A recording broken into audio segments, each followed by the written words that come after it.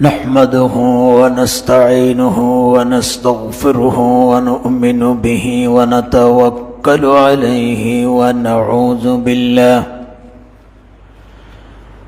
ونعوذ بالله من شرور أنفسنا ومن سيئات أعمالنا. من يهده الله فلا مضل له ومن يضلله فلا هادي له. ونشهد أن لا إله إلا الله وحده لا شريك له. ونشهد أن سيدنا وحبيبنا ومولانا محمدا عبده ورسوله. أما بعد فأعوذ بالله من الشيطان الرجيم. بسم الله الرحمن الرحيم. ولا تقربوا الزنا إنه كان فاحشة وساء سبيلا. وقال تبارك وتعالى إن الله وملائكته يصلون على النبي يا أيها الذين آمنوا صلوا عليه وسلموا تسليما. اللهم صل على سيدنا مولانا محمد وعلى آل سيدنا مولانا محمد. بلغ العلا بكماله كشف الدجى بجماله حسنت جميع خصاله. صلوا عليه وآله. مشرق حب محمد مطلع ديوان ما مطلع خورشید عشق سینه سوزان ما. بلغ العلا بكماله كشف الدجى بجماله حسنت جميع خصاله. صلوا عليه وآله. সম্মানিত মুসল্লিনে کرام, দেশে এবং দেশের বাইরে অবস্থানরত আমাদের প্রাণপ্রিয় দ্বীনী ভাই এবং বোনেরা, আসসালামু আলাইকুম ওয়া রাহমাতুল্লাহি ওয়া বারাকাতুহু। আল্লাহ রাব্বুল ইজ্জত ওয়াল জালালের আলিয়া শানে অন্তরের অন্তঃস্থল থেকে কালিমাতুশ শুকর আদায় করছি, যিনি আমাদেরকে সকল প্রকারের ব্যস্ততা থেকে ফারিক করে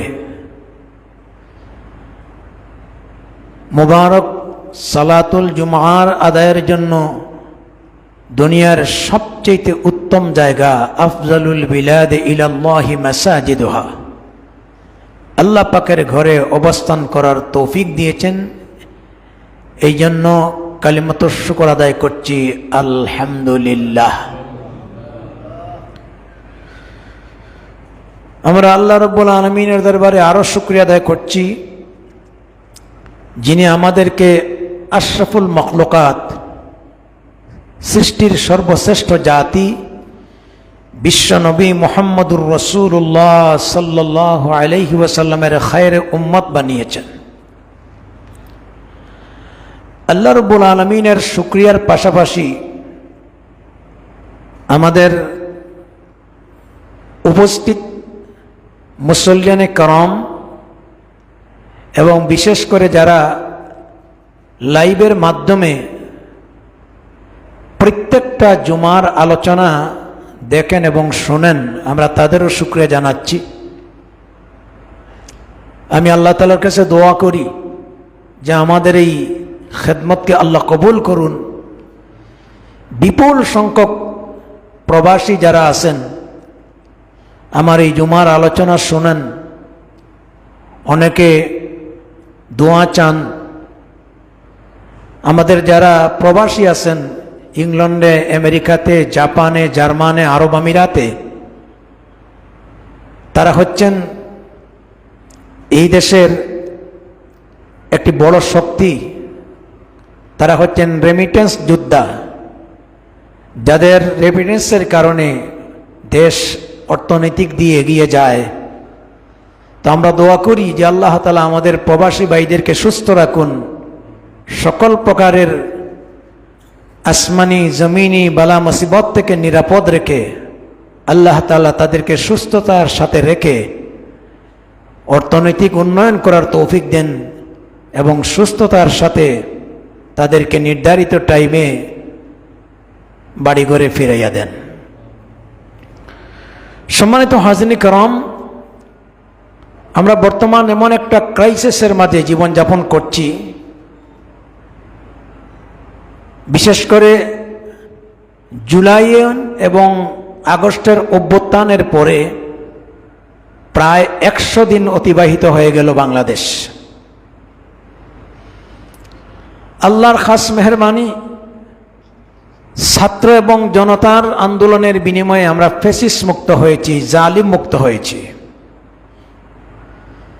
কিন্তু দেশ এখনো স্থিতিশীলতা লাভ করতে পারে নাই।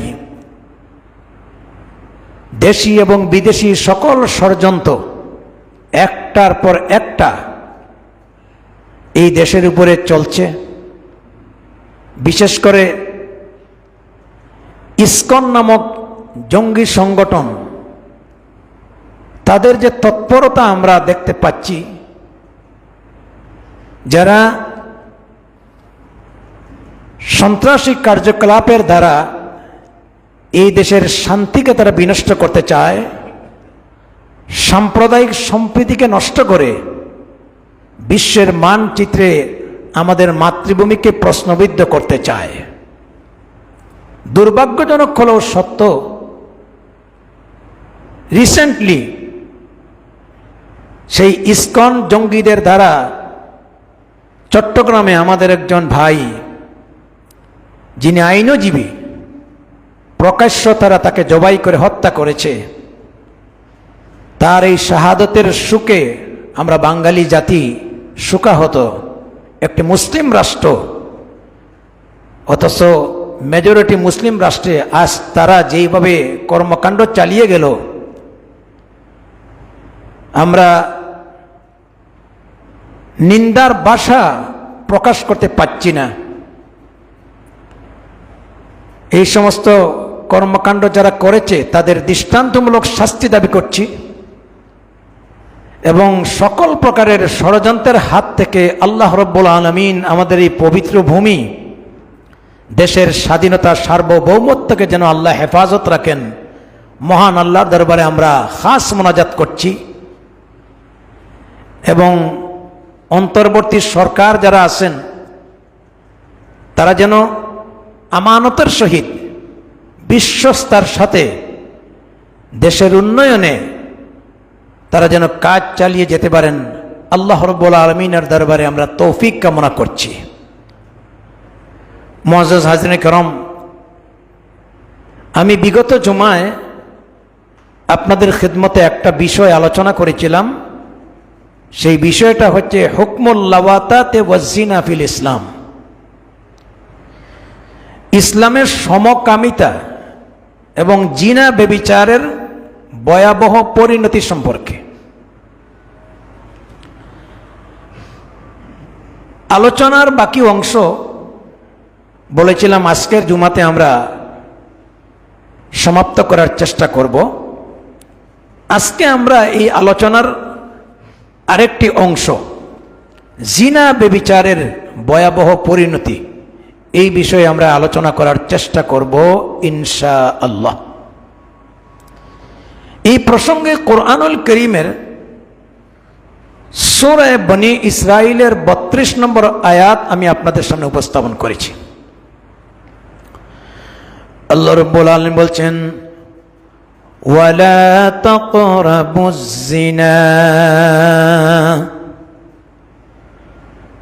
ইন্নাহু কানা ফাহিশাতাও ওয়া সাআ সাবিলা। তোমরা ব্যভিচারের ধারে কাছেও যেও না। জিনা ব্যভিচারের ধারে কাছেও যেও না, নির্দেশটা আল্লাহ পাকের।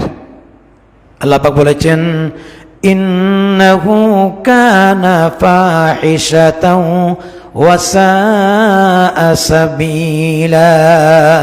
নিঃসন্দেহে এটি হচ্ছে একটি নির্লজ্জ এবং মন্দ কর্ম।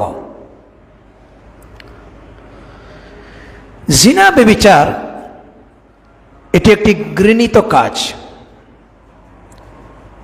আদম আলাইহিস সালাতু ওয়াস সালাম থেকে নিয়ে নবী করিম সাল্লাল্লাহু আলাইহি ওয়াসাল্লাম পর্যন্ত যত আম্বিয়া আলাইহিমুস সালাতু ওয়াস সালাম পৃথিবীতে এসেছেন, সমস্ত নবীরা এই জাতীয় অপকর্ম থেকে জাতিকে রক্ষা করার জন্য বাধা প্রদান করেছেন। পৃথিবীতে যত ধর্মাবলীরা আছে, যত ধর্ম আছে, বর্তমান পৃথিবীতে প্রায় 4,500 ধর্মাবলীরা আছেন। আসমানি ধর্ম তো 4টা, তাওরাতের অনুসারী, জবুরের অনুসারী, ইনজিলের অনুসারী আর কোরআনুল কারীমের অনুসারী। যদিও অরিজিনাল তাওরাত, জবুর, ইনজিল নাই, কোরআনুল কারীম এটি আল্লাহ পাকের অথেন্টিক কিতাব, এটা আছে এবং কিয়ামত পর্যন্ত থাকবে। কখনো কোরআন বিকৃত হবে না, অবিকৃত অবস্থায় থাকবে। তো তারপরেও দুনিয়াতে আরো যে সমস্ত আসমানি ধর্মগ্রন্থ এসেছে, বিকৃত হয়েছে, সেই সমস্ত ধর্মগ্রন্থের ভিতরেও জিনা ব্যভিচারের বিরুদ্ধে শক্ত কথা বলা হয়েছে। তার কারণ হচ্ছে, যে সমাজের ভিতরে জিনা এবং ব্যভিচার বেড়ে যাবে, এই সমাজের চারিত্রিক ক্যারেক্টার নষ্ট হয়ে যাবে। মানুষের মনুষ্যত্বের সবচেয়ে বড় প্রধান হচ্ছে ক্যারেক্টার, চারিত্র।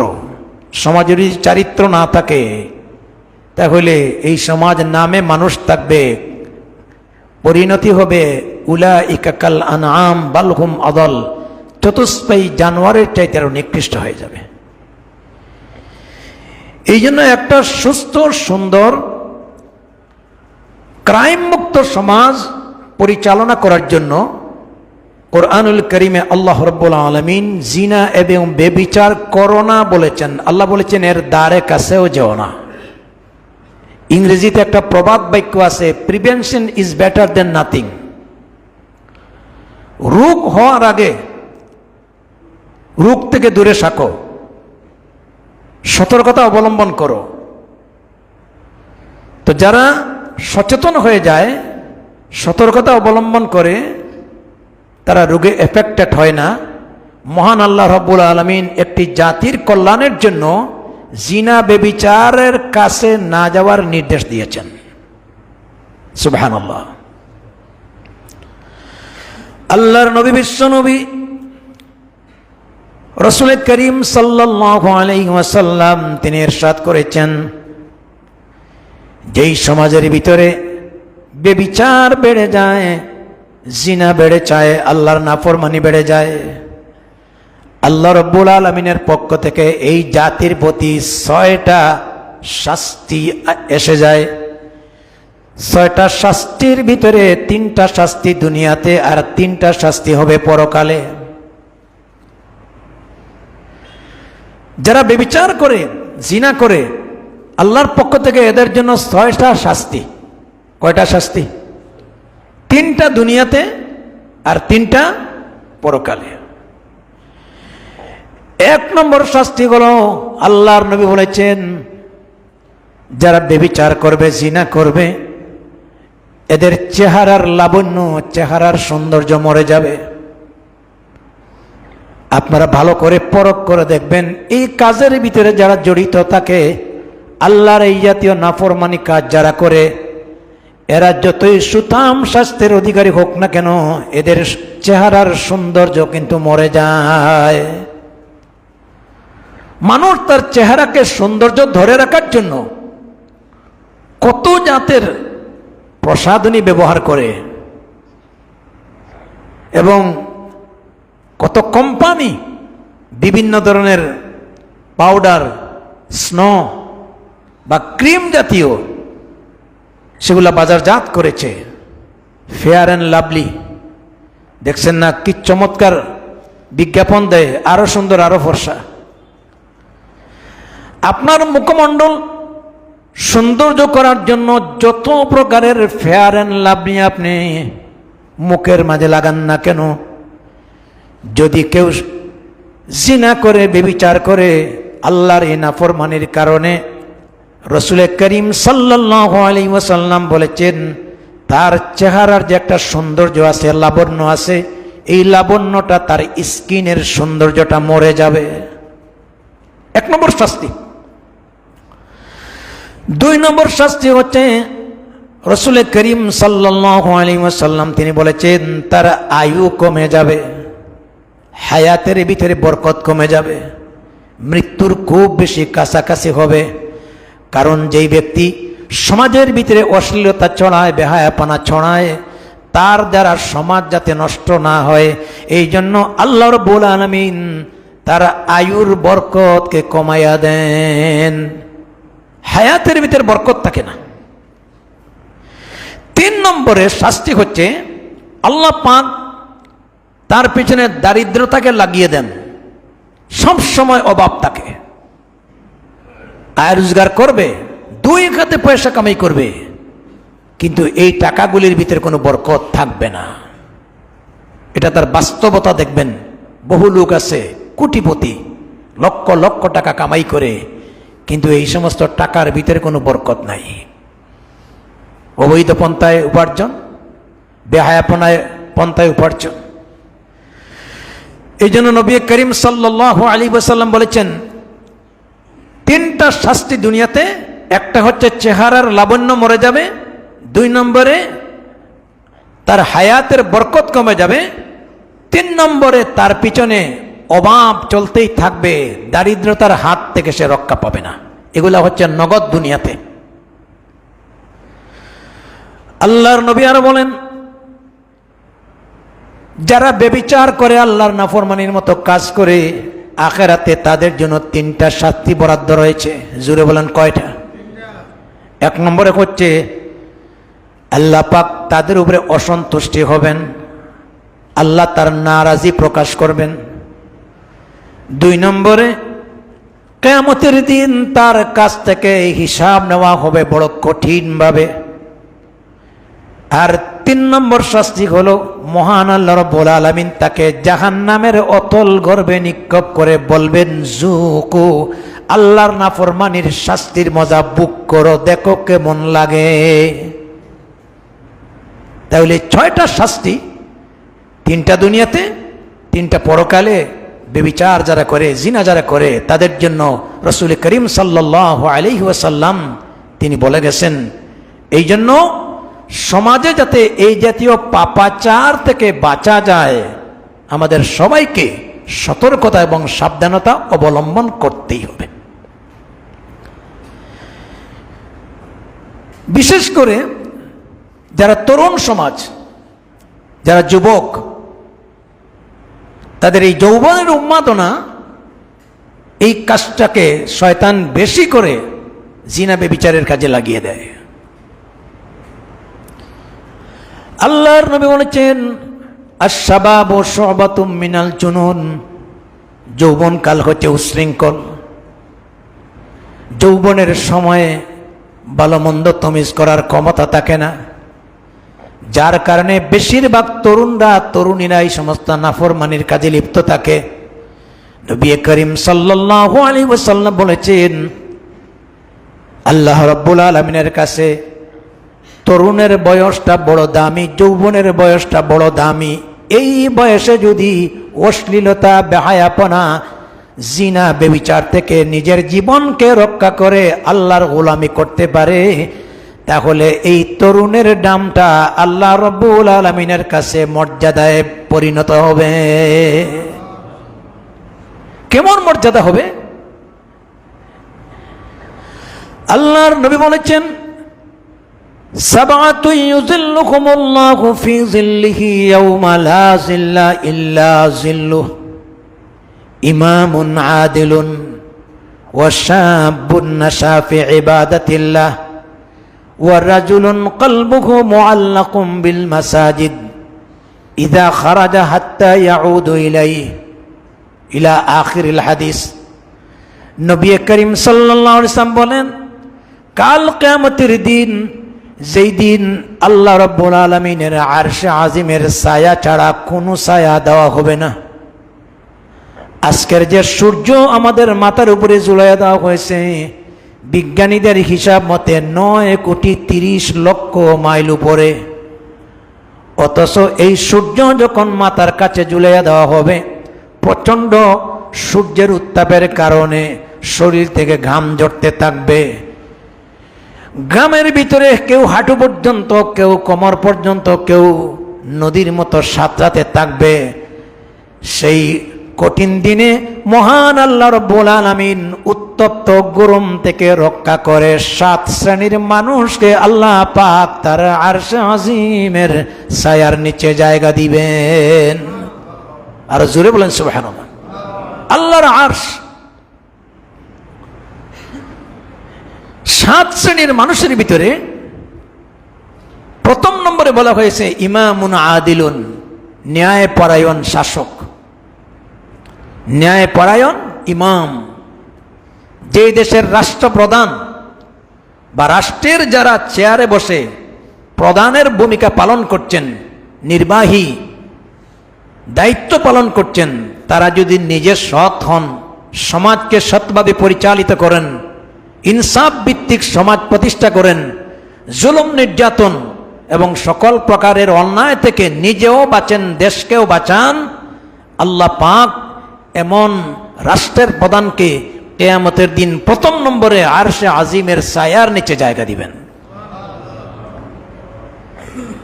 2 নম্বরে বলা হয়েছে ওই আজকের তরুণ সমাজ, ওয়া শাবুন নাশা ফি ইবাদাতিল্লাহ, ওই সমস্ত তরুণ এবং তরুণী, যুবক এবং যুবতী যাদের যৌবন কাল আল্লাহর ইবাদতে ব্যয় করেছে। 3 নম্বরে বলা হয়েছে সেই সমস্ত মানুষ আল্লাহর আরশে আজিমের ছায়ার নিচে জায়গা পাবে, মুআল্লাকুম বিল মাসাজিদ ইযা খারাজা মিনহু হাত্তা ইয়াউদু ইলাইহি, যাদের অন্তর, যাদের দিল মসজিদের সাথে ঝুলন্ত থাকে। এর মানে হলো 5 ওয়াক্তের নামাজের পরে সে যখন বাইরে চলে যাবে, সে মসজিদমুখী থাকে, তার মন মসজিদের দিকে আকৃষ্ট থাকে যে কোন সময় আজান হবে আমি যেন মসজিদে যেতে পারি। 4 নম্বরে বলা হয়েছে সেই মানুষটাকে আল্লাহ তাআলা আরশে আজিমের ছায়ার নিচে জায়গা দিবে, যে মানুষটাকে কোনো বেগানা অসৎ চরিত্র তাকে কাম চরিতার্থ করার জন্য আহ্বান করবে আর বলবে, ইন্নী আখাফুল্লাহ, তোমার এই ডাকে আমি সাড়া দিব না, আমি আল্লাহকে ভয় করি। আল্লাহর ভয়ে জিনা থেকে, ব্যভিচার থেকে সে নিজেকে সেভ করবে। আল্লাহ তাআলা সেই সমস্ত তরুণদেরকে আরশে আজিমের ছায়ার নিচে জায়গা দিবেন। মুআজ্জাজ হাজরিন কিরাম, কত গুরুত্বপূর্ণ বিষয়। আজকে সমাজে ব্যভিচারের বিস্তার ঘটেছে। বিশেষ করে পশ্চিমা জগৎ, ইউরোপ সমাজ, যাদের কোনো ধর্ম নাই, যাদের কোনো কর্ম নাই, যারা আখিরাতের বিশ্বাসী না, তারা জিনাকে জিনাই মনে করে না, ব্যভিচারকে ব্যভিচারই মনে করে না, এটা কোনো অপরাধী না। এবং গত জুমায় আমি বলেছি যে ইউরোপ কান্ট্রিতে জিনাকে ওপেন করে দেওয়া হয়েছে,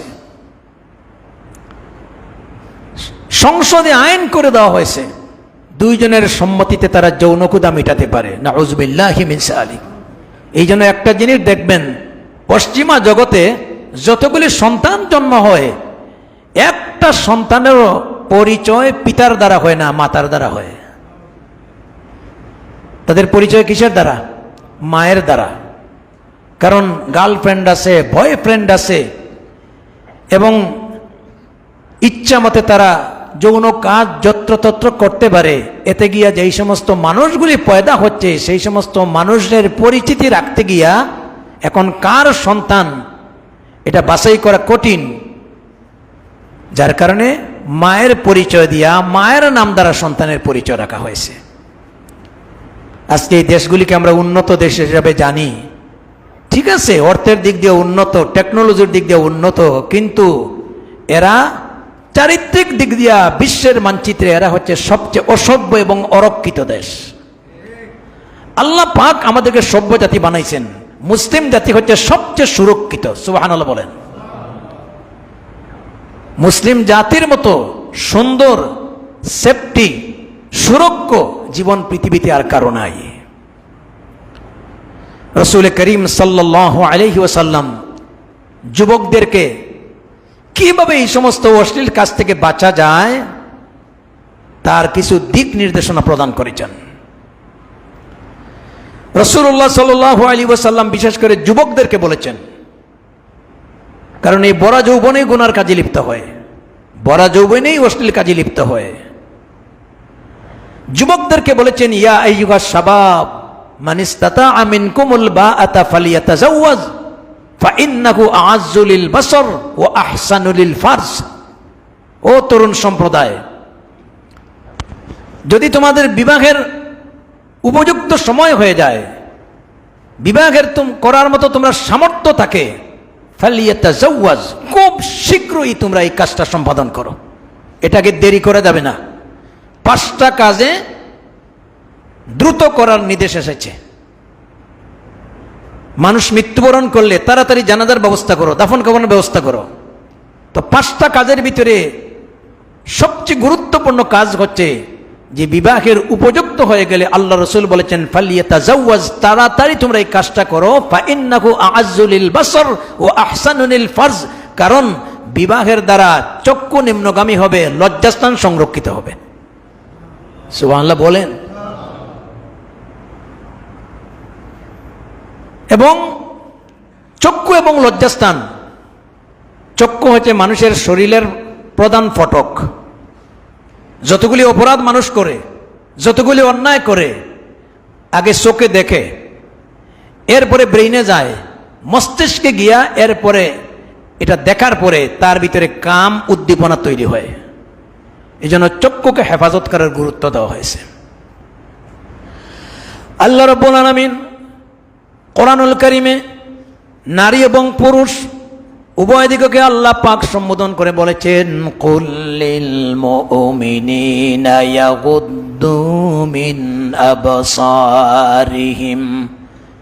আল্লাহ পাক কোরআনে কারীমে আয়াতে বলেছেন, কুল লিল মুমিনাতি ইয়াগুদ্দুনা মিন আবসারিহিন।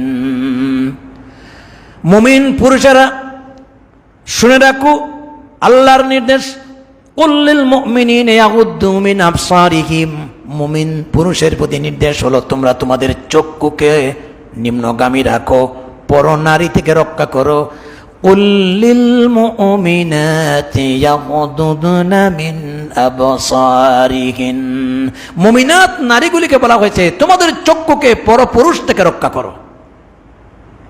নারী আর পুরুষ, এটি হচ্ছে নেগেটিভ এবং পজিটিভ ওয়ারিংয়ের মতো।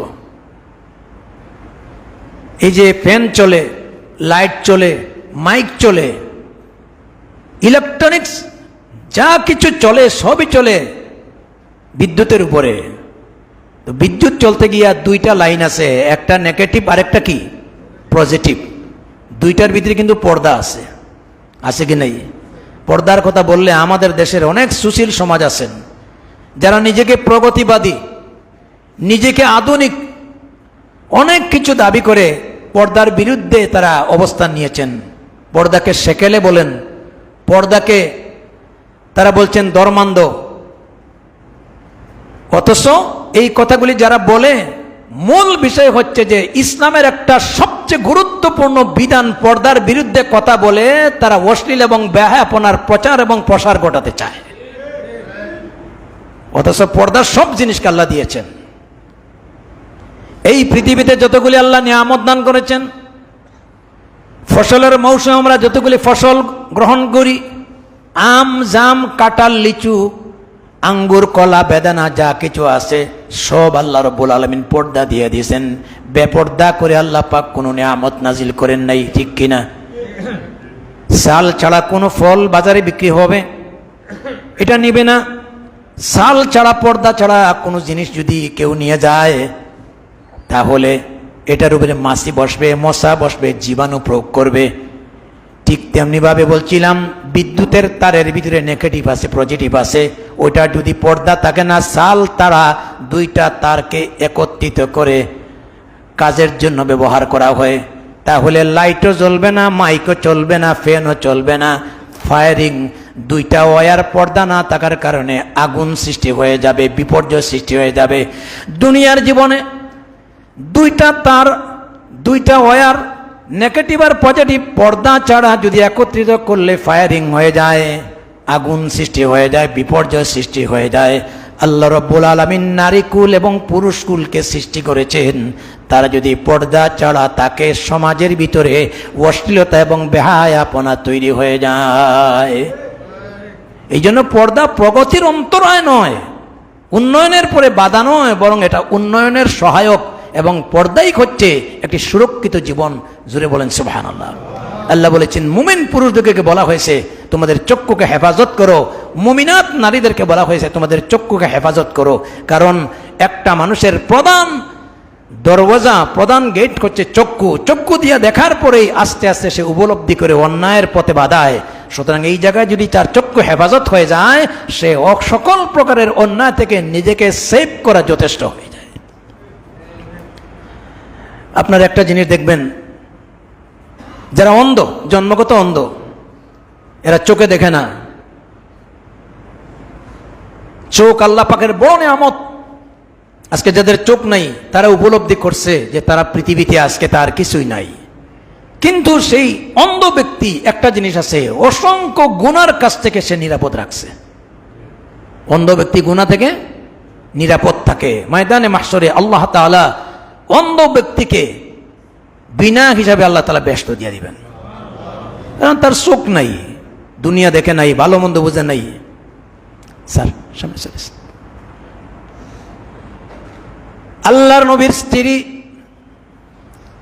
হযরতে মায়মুনা রাদিয়াল্লাহু তাআলা আনহা, যিনি আজওয়াজে মুতাহহারাত রাসূল সাল্লাল্লাহু আলাইহি ওয়াসাল্লামের স্ত্রী, পর্দার প্রতি এত গুরুত্ব দিয়েছেন। দেখেন একদিন রাসূলুল্লাহর ঘরে দরওয়াজার সামনে হযরতে মায়মুনা রাদিয়াল্লাহু তাআলা আনহাকে নিয়ে রাসূলুল্লাহ আলাপচারিতায় লিপ্ত ছিলেন।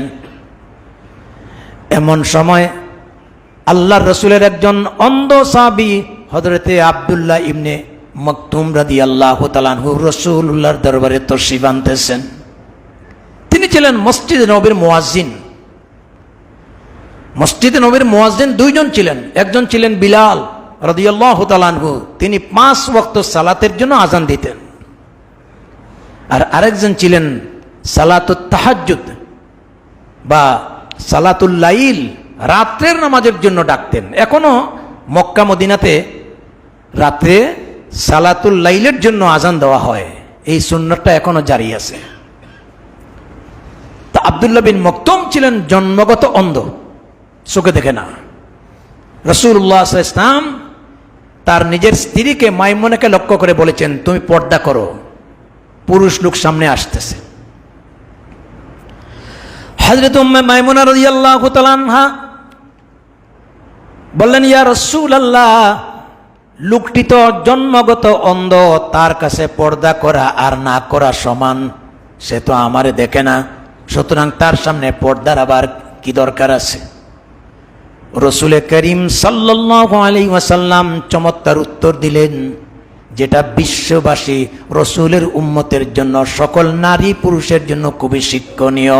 আল্লাহর নবী বলেন, মাইমুনারে, আব্দুল্লাহ বিন উম্মে মকতুম সে তো অন্ধ, তারে আল্লাহ অন্ধ বানাইছেন, তোমারে তো আল্লাহ রাব্বুল আলামিন অন্ধ বানান নাই, তুমি তো চক্ষুষ্মান, তুমি তো দেখতেছো।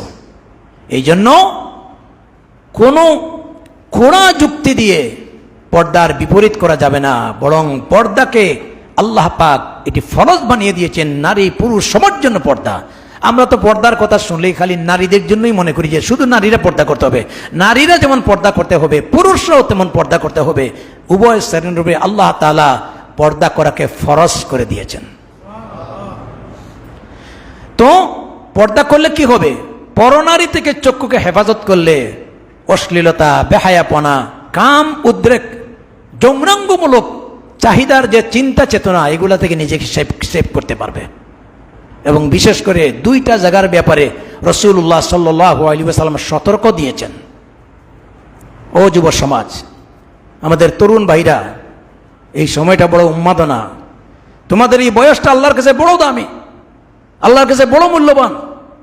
যদি এই যৌবনের বয়সটাকে অন্যায় থেকে, অশ্লীলতা থেকে সেভ করতে পারো, তাহলে এই বয়সের ইবাদত বন্দেগী আল্লাহর কাছে বার্ধক্য বয়সের চাইতে অনেক দামি।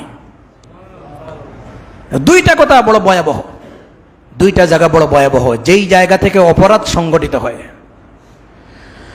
নবী করিম সাল্লাল্লাহু আলাইহি ওয়াসাল্লাম বলেছেন, মাইয়াজমান লি ওয়ামা বাইনা লিহিয়াইহি ওয়ামা বাইনা রিজলাইহি আজমান লাহুল জান্নাহ। রাসূল করিম সাল্লাল্লাহু আলাইহি ওয়াসাল্লাম বলেছেন, ও আমার উম্মতেরা, তোমরা যদি আমারে দুইটা জায়গার সংরক্ষণের যদি ওয়াদা দিতে পারো, দুইটা জায়গা সেভ রাখতে পারো, আমি রাসূলুল্লাহ তোমাদের জন্য জান্নাতের গ্যারান্টি হয়ে গেলাম। রাসূলুল্লাহ জান্নাতের গ্যারান্টি দিয়েছেন। দুইটা জায়গা যদি আমরা সংরক্ষিত করতে পারি, এক নম্বর জায়গা হচ্ছে দুইটা ঠোঁট, মানে জবান, আজে বাজে কথাবার্তা থেকে, গালিগালাজ থেকে, শুগলখুরি, বদনামি থেকে নিজের জবানকে রক্ষা করা। আর দুই নম্বর হচ্ছে রাসূল করিম সাল্লাল্লাহু আলাইহি ওয়াসাল্লাম বলেছেন, আলা ফাখিজাইন, দুই রানের মাঝখান। ইসলাম সব ওপেন সিক্রেট করে দিয়েছে, এর মানে লজ্জাস্থান। এই জায়গাগুলি বড় ভয়াবহ, সমাজে যত অন্যায় হয় এই দুই জায়গা থেকেই সৃষ্টি হয়। এই দুইটা জায়গাকে রক্ষা করা তার মানে অনেক গুনাহের কাছ থেকে সেভ করা। সুবহানাল্লাহ বলেন। এই জন্য পর্দার গুরুত্ব দেওয়া।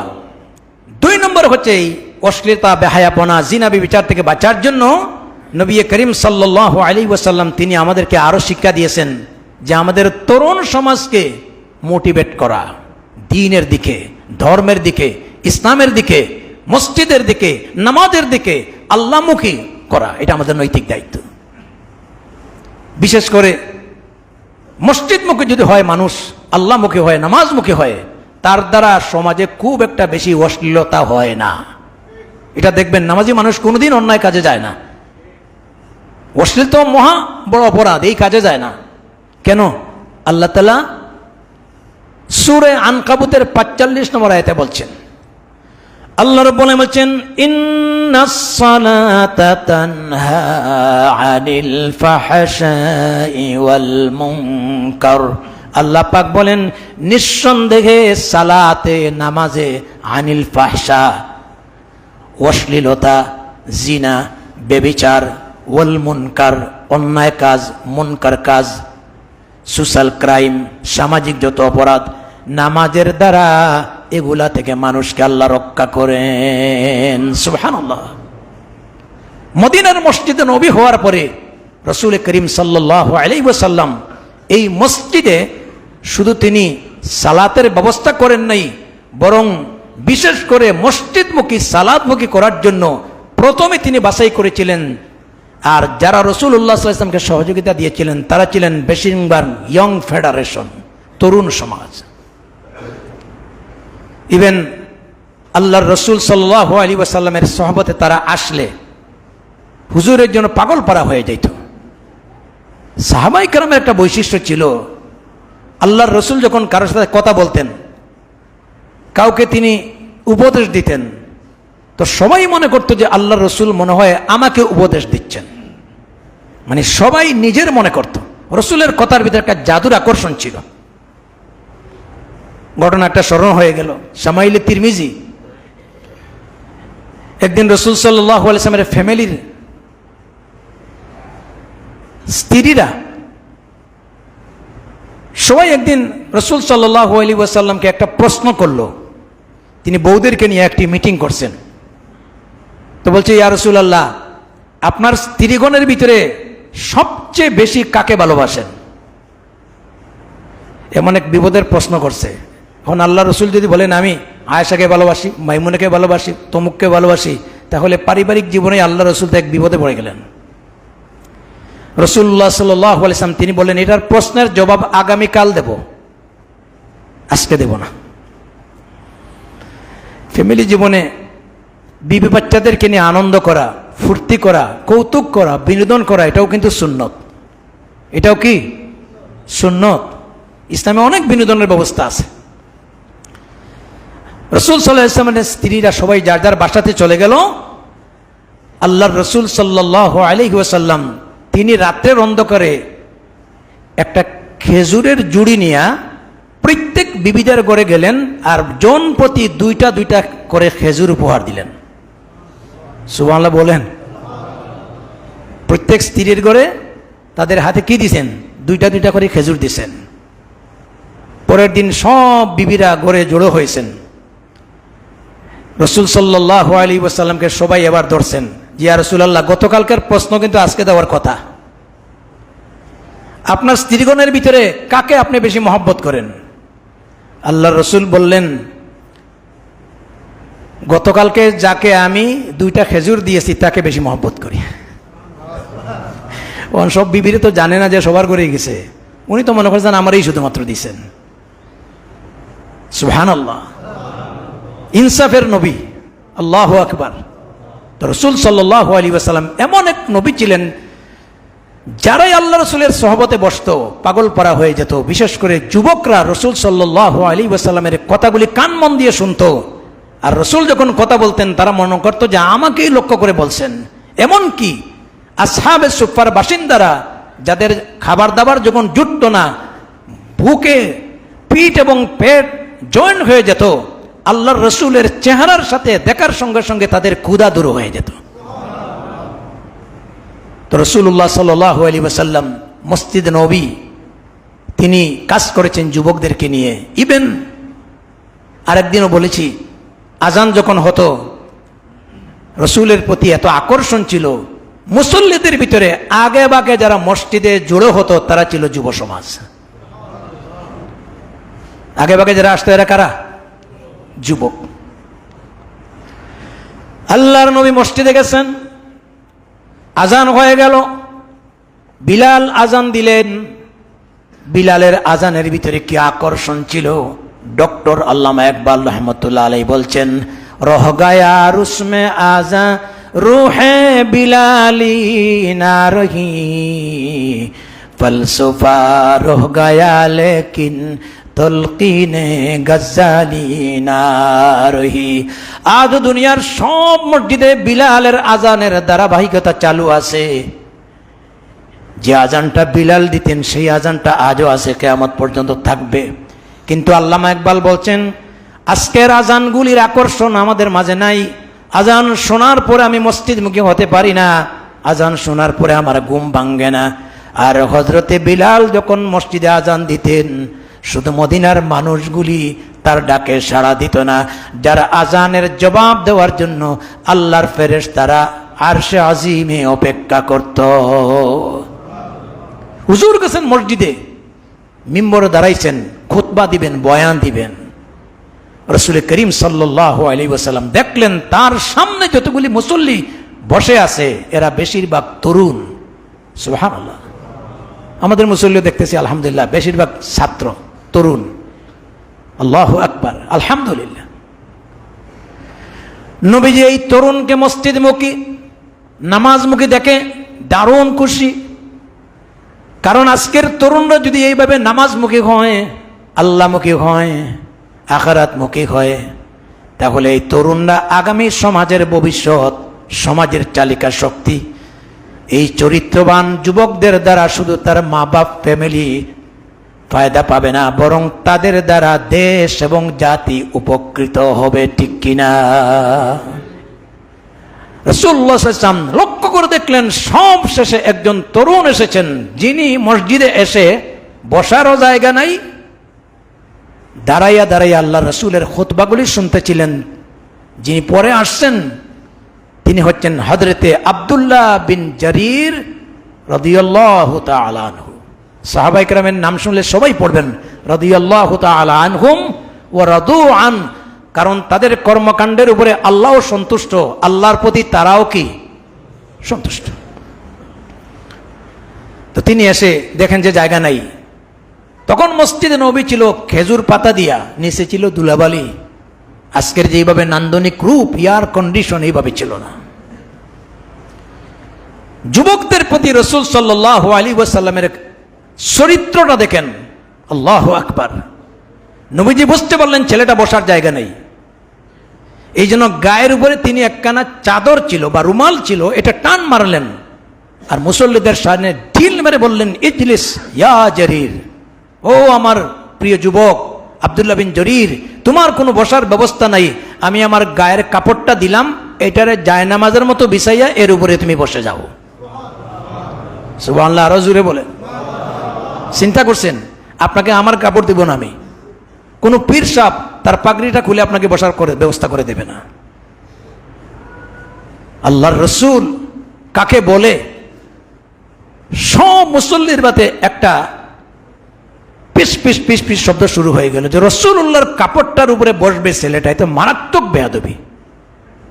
কারণ আল্লাহর রসুলের গায়ের যে কাপড়টা সেটার দাম কম না বেশি? হ্যাঁ, সমগ্র পৃথিবীকে এক পাল্লায় ওজন করলে নবীদের গায়ের যে কাপড়গুলি আছে এর সুতাকেও যদি আরেক পাল্লায় ওজন করা হয়, দুনিয়ার সব কিছুর চেয়ে রাসূলুল্লাহর গায়ের সুতারও মূল্য হাজারো কোটি গুণ বেশি।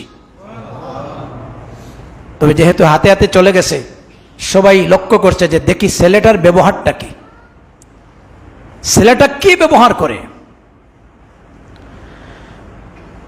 হযরতে আব্দুল্লাহ বিন জারির রাদিয়াল্লাহু তাআলা আনহু হাতে হাতে যাওয়ার পরে জাপটা মেরে আল্লাহর নবীর কাপড়টা হাতে নিলেন আর বাজ করে মুখে নিয়ে চুমু দিলেন, এরপরে নাকে নিয়ে লাগালেন। কারণ আল্লাহর রসুলের গায়ের সাথে যে কাপড়গুলি থাকতো, রসুলের শরীর থেকে যে গামগুলি জড়ত, এই গামের ভিতরে মিশকে আম্বরের গ্রাম পাওয়া যেত। এই জন্য তিনি নাকে লাগালেন, এরপরে কাপড়টারে মাথায় পেঁচে পেঁচে পেঁচে পেঁচে পাগড়ি বানায়া দিলেন আর বললেন, আকরামাকাল্লাহ কামা আকরামানি ইয়া রাসূলুল্লাহ, ও আল্লাহর নবী, আপনার যে কাপড়টা দিয়েছেন বসার জন্য, আমার পক্ষে এটা নিচে রাখা কোনো অবস্থাতে সম্ভব না, আমি এই বেয়াদবি কোনো অবস্থাতেই করতে পারবো না, বরং আমি তো দারুণ খুশি যে আজ রাসূলুল্লাহর কাছ থেকে তার গায়ের কাপড় পেয়েছি, এটা আমার জিন্দগির সবচেয়ে বড় গিফট। ইয়া রাসূলুল্লাহ, এটা আমার জীবনের সবচেয়ে বড় উপহার, এটার এনে আমি চুমু দিছি, নাকে লাগিয়ে গ্রান নিছি, আর এটারে মাথায় পেঁচে পেঁচে পাগড়ি বানাইছি, তাজ বানাইছি, সম্মানের মুকুট বানাইছি। তবে আপনার এই আচরণে একজন যুবকের প্রতি রাসূলুল্লাহর এই সুন্দর আদর্শে আমি শুধুমাত্র অনুপ্রাণিত হই নাই, আল্লাহর দরবারে আপনার জন্য দোয়া করি, আল্লাহ রাব্বুল আলামিন আপনার শান আর মর্যাদা আরো যেন বাড়াইয়া দেন, আরো বেশি পরিমাণে বাড়াইয়া দেন, যাতে এতগুলি মানুষের মাঝে আপনার গায়ের কাপড় দিয়া আমি যুবকটার সম্মান বাড়াইয়া দিলেন। এই জন্য যুবকগুলিকে আমাদের মোটিভেশন করার দরকার, এদেরকে আল্লাহমুখী করার দরকার। এরা যত বেশি নামাজি হবে, মসজিদমুখী হবে, দিনমুখী হবে, পরকালমুখী হবে, তারা তত বেশি আল্লাহ পাকের যত নাফরমানি, জিনা, বেবিচার, সমাজের যত নোংরা অপরাধ আছে এগুলা থেকে সে নিজেকে বাঁচতে পারবে। ঠিক কিনা? তো এটা আমাদের দায়িত্ব। অভিভাবক যারা আছেন, বাবা যারা আছেন, গার্জিয়ান যারা আছেন, ছেলেদের জন্য বাবা গার্জিয়ান, মেয়ের জন্য মা গার্জিয়ান, ছাত্রর জন্য শিক্ষক গার্জিয়ান, যারা যেভাবে আমাদের অধীনস্থ আছে আমাদেরও কিন্তু দায়িত্ব আছে। আলা কুল্লুকুম রাইন ওয়া কুল্লুকুম মাসউলুন আর রাইয়াতিহি। রাসূলুল্লাহ সাল্লাল্লাহু আলাইহি ওয়াসাল্লাম বলেছেন, তোমরা প্রত্যেকেই দায়িত্বশীল, সকলের দায়িত্ব সম্পর্কে কিয়ামতের দিন জিজ্ঞাসিত হবে। আমরা যদি আমাদের অধীনস্থদেরকে আমরা সঠিকভাবে দায়িত্ব পালন করি, আলহামদুলিল্লাহ, ফ্যামিলি উপকৃত হবে, সমাজ উপকৃত হবে। একটি সমাজের ভিতরে অন্যায়, পাপ, পঙ্কিলতা অটোমেটিক দূর হয়ে যাবে। ঠিক কিনা? এই জন্য আমি একটা বিষয় নিয়ে 2টা জুমা আলোচনা করছিলাম। সেই বিষয়টা আপনাদের স্মরণ আছে? সেই বিষয়টা হচ্ছে হুকমুল লাওয়াতাতে ওয়াজিনা ফিল ইসলাম। ইসলামের দৃষ্টিতে সমকামিতা এবং ব্যভিচারের ভয়াবহতা এবং তার পরিণতি। গত জুমায় আমি সমকামিতার ভয়াবহতা আলোচনা করেছি। আজকের জুমাতে ব্যভিচার এবং অশ্লীলতা, বেহায়াপনার ভয়াবহতা সম্পর্কে আলোচনা করেছি। এই কাজ থেকে আমরা বেঁচে থাকার চেষ্টা করি। বিশেষ করে যুবক যারা আছি, এই কাজে আমরা যাব না। আমাদের যৌবনকে সংরক্ষণ করব, পর্দার গুরুত্ব দিব, মসজিদমুখী হব, আল্লাহমুখী হব এবং সকল প্রকারের নাফরমানি থেকে বেঁচে থাকার চেষ্টা করতে পারবো তো ইনশাআল্লাহ। একটা হাদিস বলেছিলাম, হাদিসটা আবারও বলি। রাসূলুল্লাহ সাল্লাল্লাহু আলাইহি ওয়াসাল্লাম বলেছেন, যারা জিনা ব্যভিচার করে আল্লাহর পক্ষ থেকে তাদের জন্য 6টা শাস্তি নির্ধারিত। কয়টা? 6টা। 3টা শাস্তি হবে দুনিয়াতে, 3টা শাস্তি হবে আখিরাতে। 1 নম্বর শাস্তি হলো চেহারার লাবণ্য, সৌন্দর্য নষ্ট হয়ে যাবে। 2 নম্বর শাস্তি হচ্ছে তার আয়ুর বরকত কমে যাবে, আয়ু কমে যাবে। 3 নম্বর শাস্তি হচ্ছে আল্লাহ তাআলা তার পিছনে অভাব লাগাই দিবেন, জীবনে শান্তি পাবে না, টেনশনে থাকবে, অভাবই থাকবে। আর 3টা শাস্তি পরকালে আল্লাহর অসন্তুষ্টি কিয়ামতের দিন তার সামনে প্রকাশ হবে, তার বেলায় হিসাব নিকাশ কঠিন হবে। আর 3 নম্বর শাস্তি হচ্ছে আল্লাহ তাআলা জাহান্নামের অতল গর্ভে নিক্ষেপ করে জুকু বলবেন, এই শাস্তির মজা দেখো কেমন মজা লাগে। তাইলে দুনিয়ার শাস্তি আর আখিরাতের শাস্তি থেকে বাঁচতে চাইলে ব্যভিচার, অশ্লীলতা, বেহায়াপনার পথ পরিহার করা আমাদের দায়িত্ব আছে কি নাই? আল্লাহ আমাদের সবাইকে যেন তৌফিক দান করে, বলি আমিন। ওয়া আখিরু দাওয়ানা আনিল হামদুলিল্লাহি রাব্বিল আলামিন। আসসালামু আলাইকুম ওয়া রাহমাতুল্লাহি ওয়া বারাকাতুহু।